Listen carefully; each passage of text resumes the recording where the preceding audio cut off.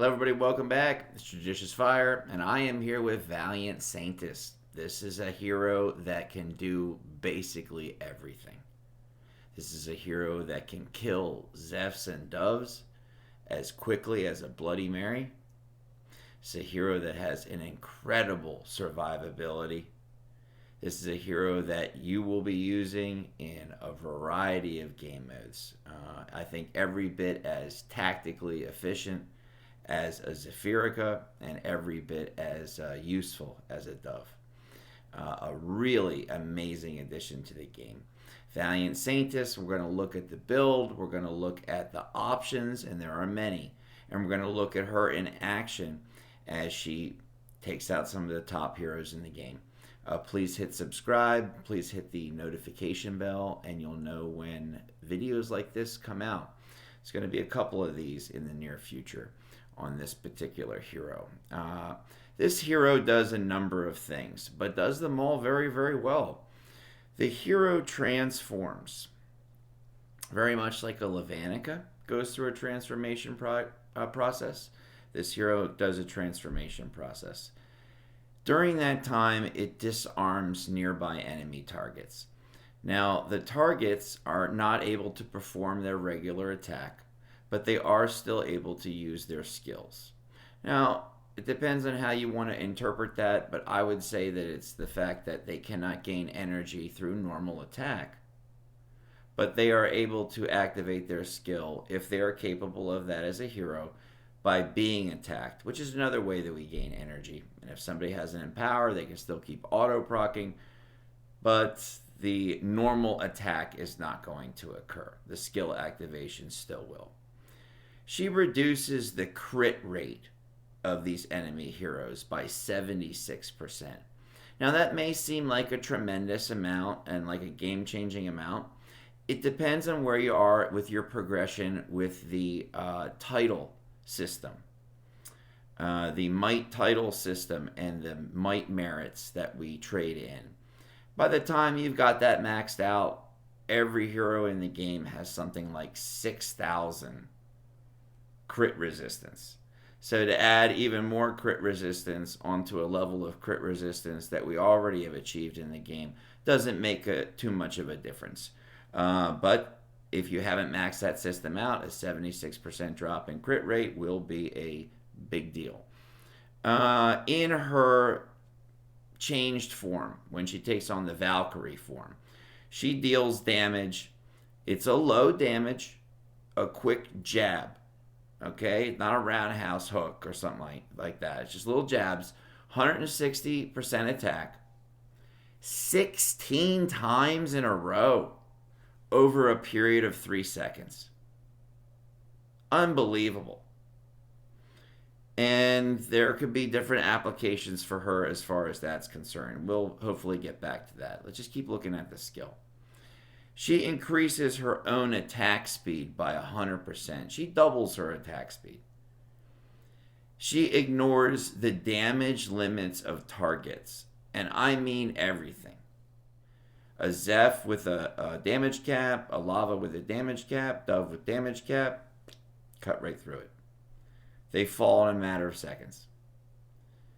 This form lasts for 10 out of 14 seconds.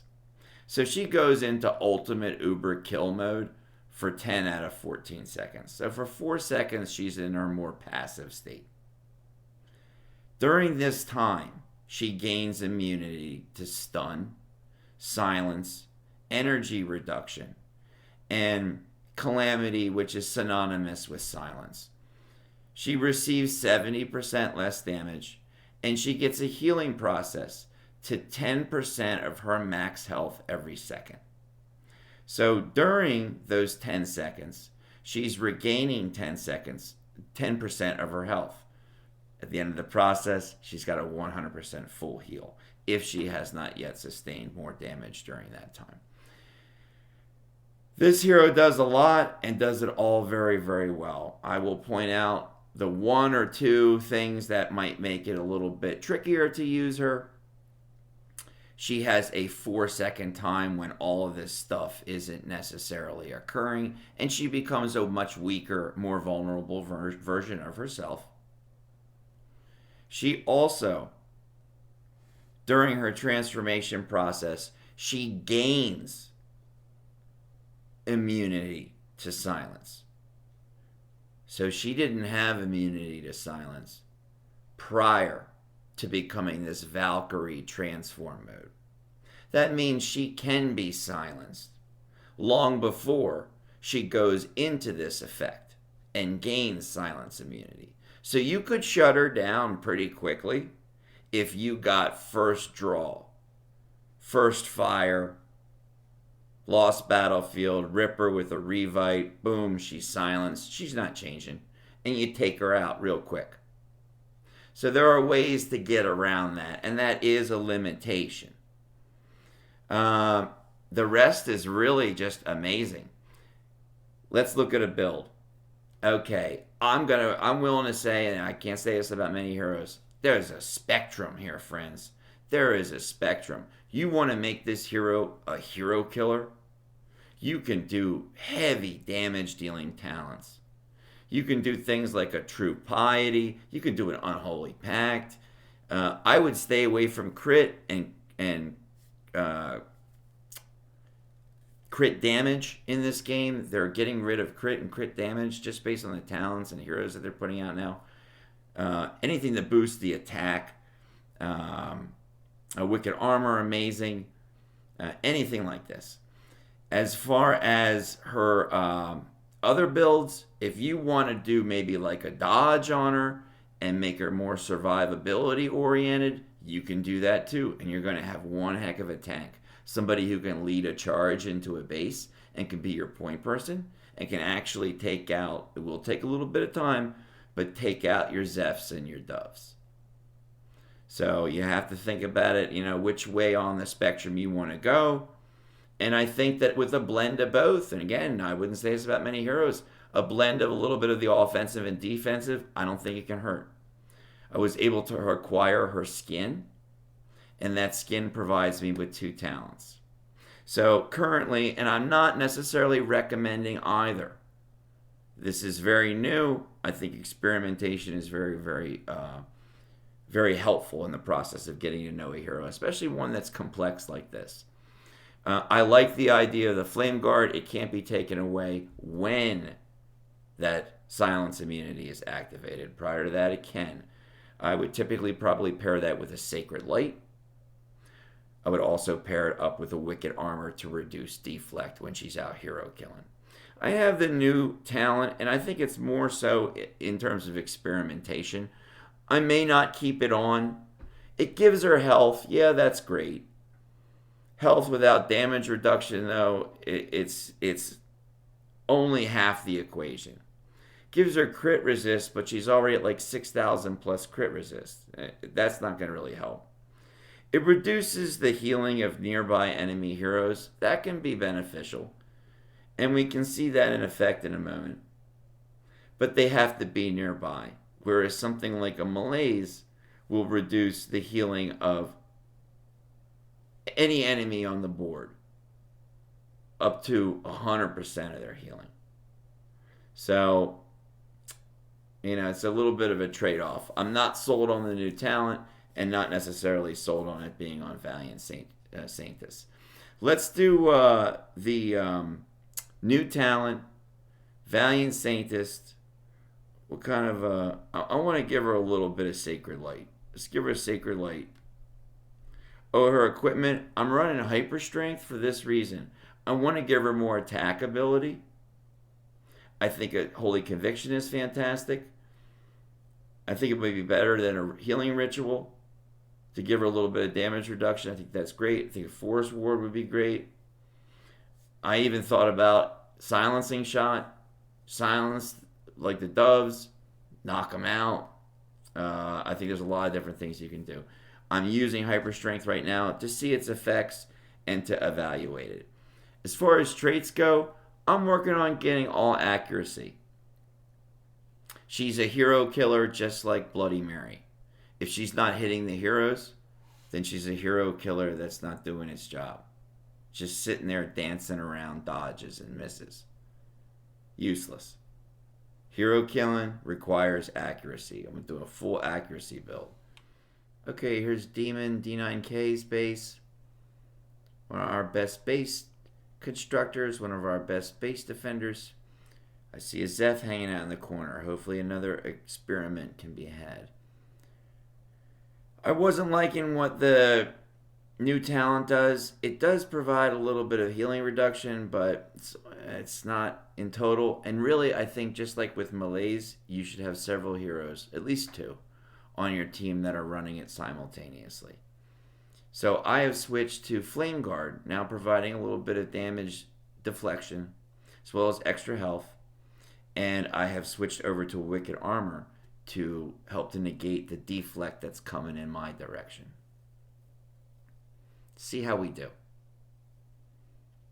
She's fighting troops. Alright, we have finally made it through the last of the troops, and we're going to be moving forward. Here we go. Up against Zeph. Check out the damage this man. He's dead. Every bit as effective as a Bloody Mary. Now against Dove. Check out the damage she takes when she starts rapid fire hitting.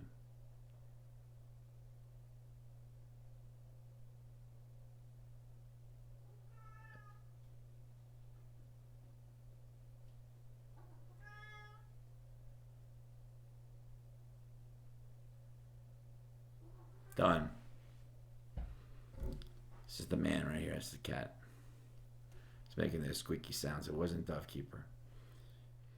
I want to speak on this issue. We can see her as a hero killer, taking out pretty much anybody.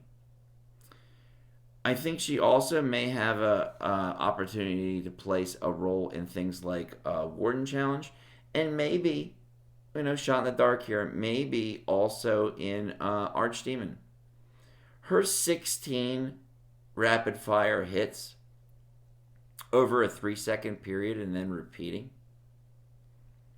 That's going to be 5.33 hits per.